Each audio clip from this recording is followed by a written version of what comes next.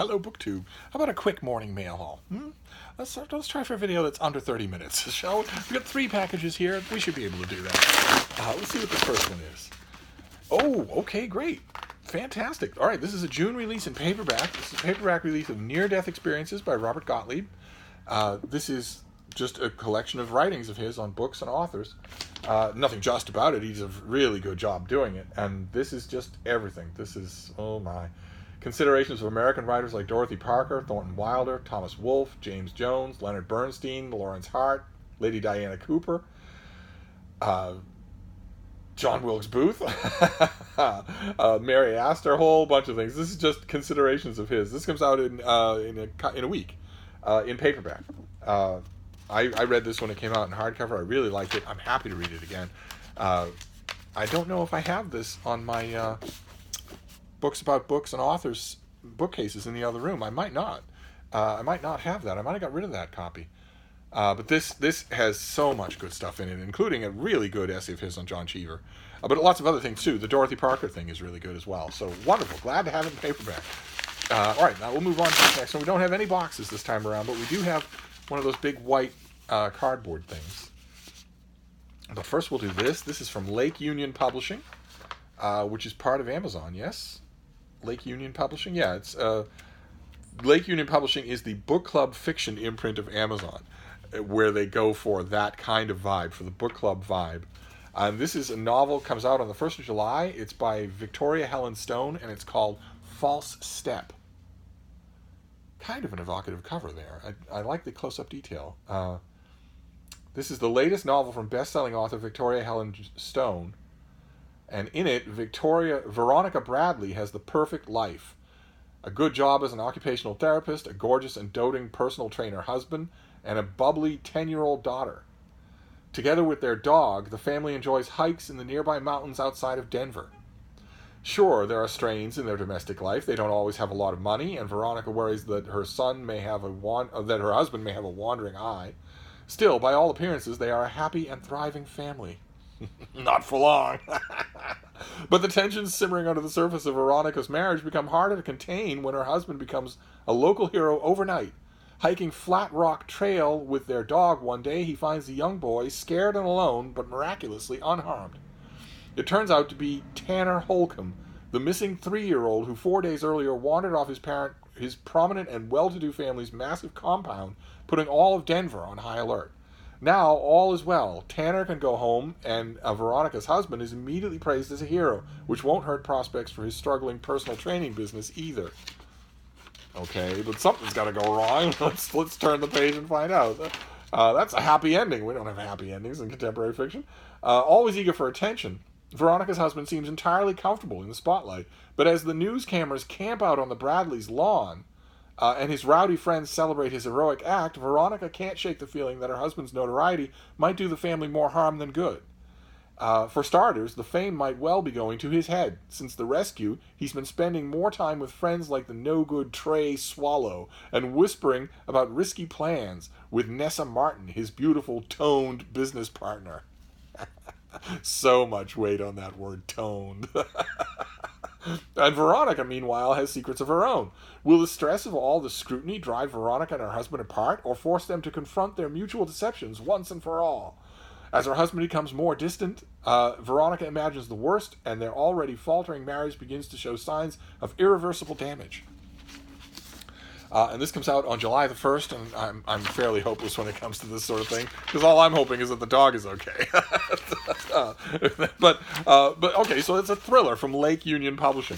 I've read some of their thrillers, some of their book club discussion-worthy books like that, and some of them are quite good. It's like I've been saying on this channel. I think that Amazon Publishing, the publishing arm of Amazon, has really upped their game. I think they've acquired some really good editors, but I don't scrutinize the fine print of Publishers Weekly, so I don't know who they have.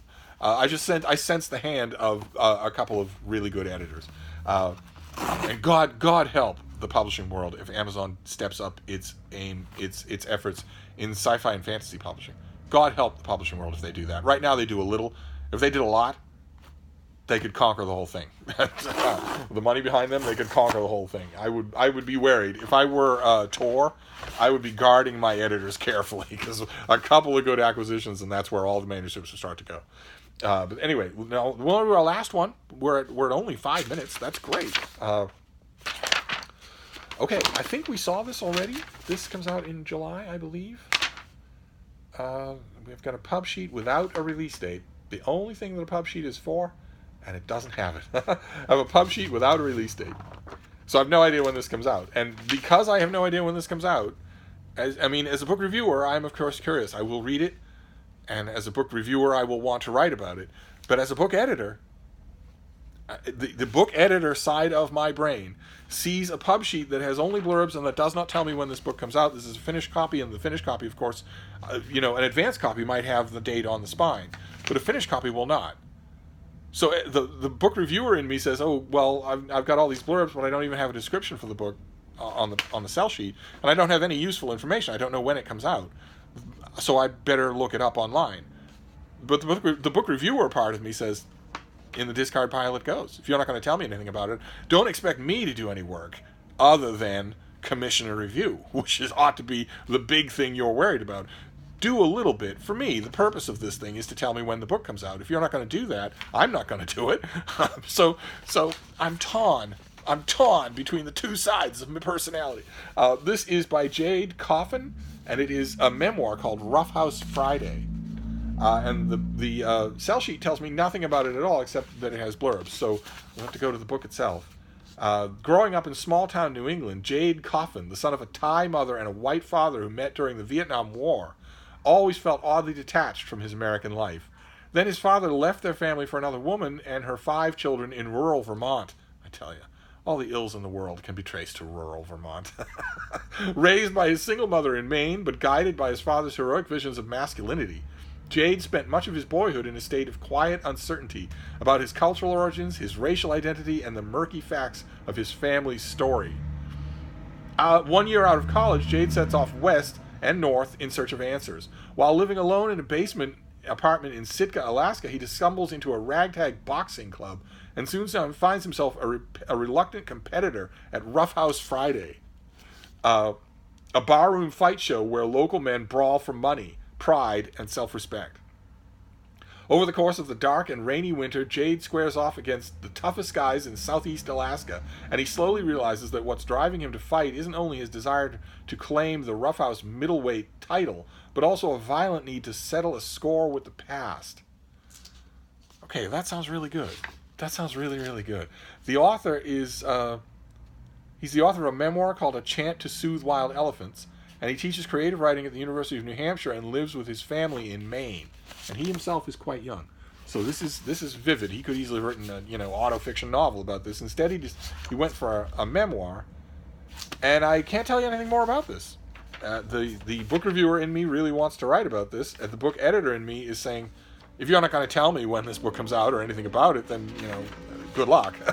The book reviewer in me will, of course, win. It will, of course, win. So I will look this up and find out. I imagine it's a June release, so it's probably due right away. So I'll read it right away. So we've got nonfiction, a memoir. It sounds really good about fighting and family. Roughhouse Friday. I'm hoping that's also a lot about Alaska. That would be nice. Then False Step from Lake Union Publishing, a family drama about a seemingly ideal couple who suddenly have fame thrust upon them and what that does to them, and near-death experiences. Robert Gottlieb's collection of occasional work, fantastic. I wish he did 5 more of these. 5 more would be fine by me, but this'll do. That's great. All right, so that was a quick mail haul. That was under 10 minutes. Practically got vertigo, but I'll be back. You know that. So we did this. It was an exercise. It worked. Maybe the next mail haul will be 30 minutes long. Who knows? I'll see you then. Thank you, BookTube.